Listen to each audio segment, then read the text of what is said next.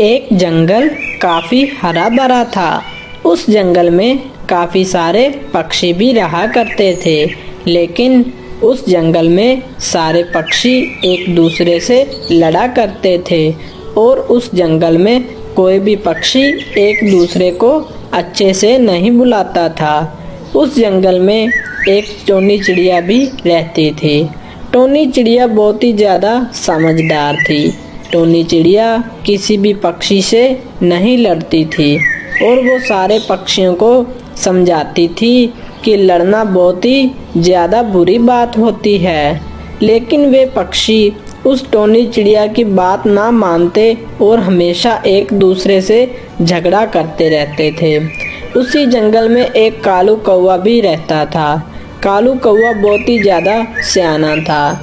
वो हमेशा हर पक्षी को लड़वाता ही रहता था। अरे आज तो मजा ही नहीं आ रहा, चलो जाकर किसी पक्षी को लड़वाता हूँ। मुझे हर पक्षी को लड़वाने में बहुत ही ज्यादा मजा आता है। फिर कौवा वहाँ से चला जाता है। फिर कौवा वहाँ से जा ही रहा होता है कि वहाँ देखता है कि सामने एक तोता और बुलबुल बैठे बातें कर रहे होते हैं। उसी समय कौवा भी वहाँ पर आ जाता है। अरे अरे, तुम लोग मेरी बात सुनो। कल जब मैं टोनी चिड़िया के पास गया तो टोनी चिड़िया ने मुझसे कहा कि हमारे जंगल में कोई एक पक्षी बहुत ही ज़्यादा बेवकूफ़ है, लेकिन टोनी चिड़िया ने उस पक्षी का नाम मुझे नहीं बताया। मुझे तो लगता है टोनी चिड़िया तुम दोनों में से किसी एक की बात कर रही थी। अरे कौवे भाई, मैं तो बेवकूफ़ हूँ ही नहीं। क्या पता वो चिड़िया इस बुलबुल के बारे में बात कर रही हो। ये बुलबुल ही ज़्यादा बेवकूफ़ है, मैं तो बहुत ही ज़्यादा समझदार हूँ। ऐ तोते, मैं बेवकूफ़ नहीं हूँ, बल्कि तुम हो बेवकूफ़। वो टोनी चिड़िया तुम्हें बेवकूफ़ कह रही होगी, है ना कौवे भैया? अरे वो मुझे नहीं पता, लेकिन मुझे बस इतना पता है कि तुम दोनों में से एक बहुत ही ज़्यादा बेवकूफ़ है। फिर तो वो बुलबुल ही होगी, क्योंकि मैं तो बहुत ही ज़्यादा समझदार हूँ। ऐ तोते, मैं बेवकूफ़ नहीं हूँ, बल्कि तुम बेवकूफ़ हो। तुम्हारे सारे घर वाले बेवकूफ़ हैं। मुझे तुम बेवकूफ़ मत बोलो। और हाँ तोते, कल तुम मेरे घर पे जो दावत पर आ रहे थे, अब तुम मत आना। मैं तुम्हें दावत पर नहीं बुला रही हूँ। हाँ हाँ बुलबुल, मुझे भी तुम्हारे घर पर दावत पर आने का कोई शौक नहीं है। मैं तुम्हारे घर के खाने का भूखा नहीं हूँ। मुझे तुम्हारा घर वैसे भी नहीं आना था। अरे वाह वाह, मैंने तो इन दोनों के बीच कितना बड़ा झगड़ा करवा दिया। अरे वाह, मुझे कितना ज़्यादा मज़ा आ रहा है। कालू कौवा मन ही मन बहुत ज़्यादा खुश हो रहा होता है और तोता और बुलबुल बहुत ही ज़्यादा लड़ने लगते हैं। अब तो पूरे जंगल में बहुत ही ज़्यादा झगड़ा फसाद हो चुका था। पूरे जंगल में पक्षी एक दूसरे से लड़ ही रहे थे। वहीं टोनी चिड़िया को समझ में नहीं आ रहा था कि अब वो इस जंगल में झगड़े फसाद को कैसे ख़त्म करे। वो बहुत ही ज़्यादा चिंतित भी होती है। अरे ये सारे पक्षी कितना ज्यादा लड़ते हैं। मुझे तो समझ में नहीं आ रहा कि इनको लड़ने में क्या मजा आता है। मुझे कुछ तो करना होगा, वरना ये सारे पक्षी इसी तरह लड़ते ही रहेंगे। अरे पर मैं ऐसा क्या करूं जिससे सारे पक्षी अपना लड़ना बंद कर दें और एक दूसरे के साथ बहुत ही प्यार से रहें।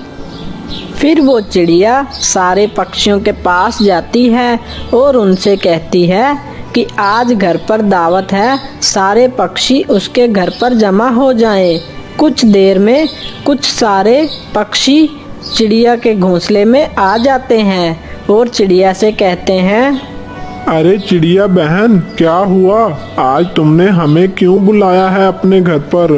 तोते, तुम अपना मुंह बंद रखो। चिड़िया बहन ने हमें इसलिए बुलाया है कि वो हमें कोई बात बताना चाहती है और तुम बीच में अपनी बकवास शुरू कर रहे हो। अरे बुलबुल, तुम अपना मुंह बंद रखो। तुम्हें मुझे मुफ्त में सीख देने की कोई जरूरत नहीं है। तुम अपने काम से काम रखो। अरे अरे, मैंने तुम लोगों को यहाँ पर झगड़ा करने के लिए नहीं बुलाया है। तुम सारे चुप रहो।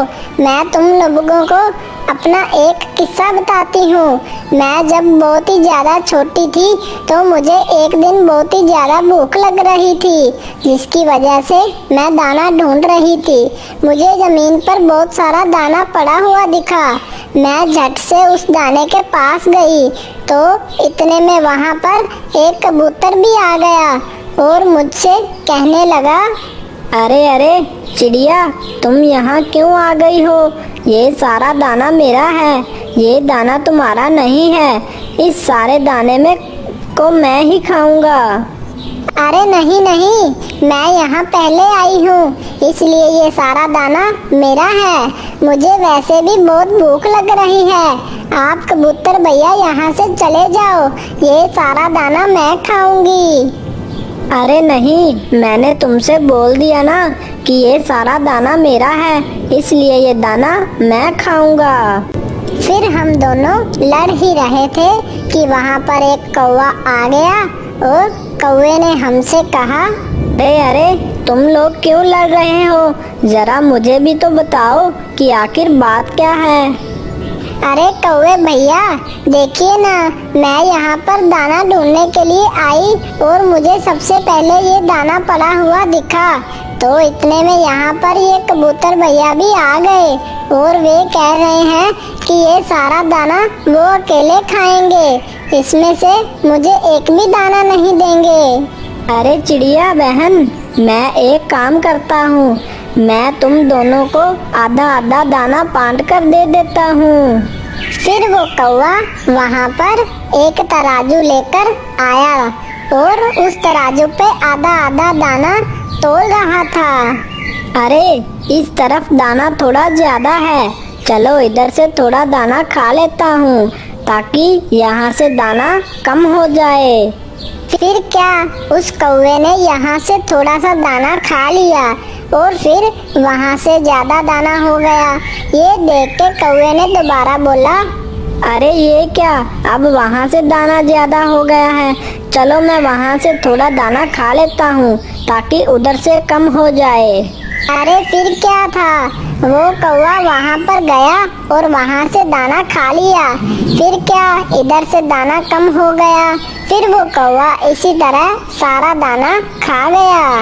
अरे अरे कौवे भैया, आपने तो सारा दाना खा लिया, हमारे लिए तो आपने एक भी दाना नहीं बचाया है। अरे मैं तो तुम दोनों के लिए आधा आधा दाना बांट रहा था, लेकिन ये दाना तो आधा हो ही नहीं रहा था, इसी वजह से मैंने सारा दाना खा लिया। फिर वो कौवा वहाँ से दाना खाकर चला गया। देखा दोस्तों, उस कौवे ने हमारी लड़ाई का फायदा उठाया और उसने हमारा सारा दाना भी खा लिया। देखा दोस्तों, लड़ाई से हमें कुछ भी नहीं मिलता है, बल्कि लड़ाई से तो तीसरा हमारा फायदा उठाता है और हम हमेशा नुकसान में ही रहते हैं। इसलिए हमें हमेशा लड़ाई नहीं करनी चाहिए, बल्कि हमें हमेशा एक दूसरे के साथ प्यार और मोहब्बत से रहना चाहिए। हाँ चिड़िया बहन, आपने अच्छा समझा दिया। अब से हम कभी भी नहीं लड़ेंगे और आपस में एक दूसरे के साथ बहुत ही प्यार से रहेंगे। इस तरह वो चिड़िया अपनी समझदारी से वो सारे पक्षियों को लड़ाई झगड़े से बचा लेती है और वो सारे पक्षी एक दूसरे के साथ बहुत ही प्यार से रहने लगते हैं। इस कहानी से हमें ये सीख मिलती है कि हम जब भी लड़ते हैं तो इसका तीसरा कोई आके फायदा उठा लेता है और हम हमेशा नुकसान में ही रहते हैं।